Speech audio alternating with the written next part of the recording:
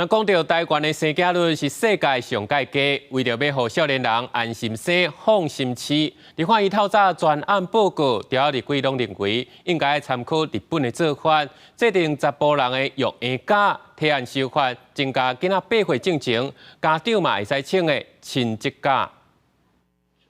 去年台湾新生儿人数只有13万多，高创历史新低。虽然政府实施未少育儿补助，也是有不少少年人选择唔结婚、唔生囝。有立委认为，敢若靠补助真歹有成效，应该让少年人会当兼顾职场甲照顾囡仔，就放宽育婴流程弹性，提悬男性参与育儿比例，建议学日本的做法，促进家庭分工平权。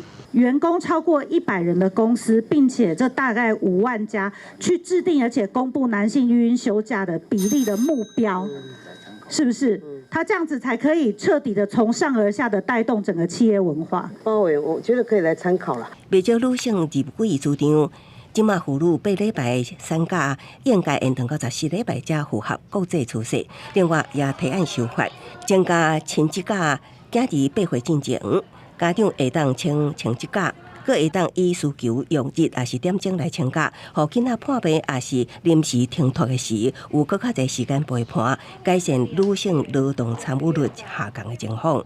肠病毒这个问题，就常常花掉家长可能要请个5天。 那常常都会是他们一个在劳动条件里边，他们会觉得对他们来讲比较不这么好，所以有没有考虑延伸到8岁？就是要牵涉到修法了哈。但是我的意思是说，示范原则的部分，我是觉得可以放宽。胡明春强调，过去育婴流程假每一摆以未当少于6个月为原则，110年已经放宽限制。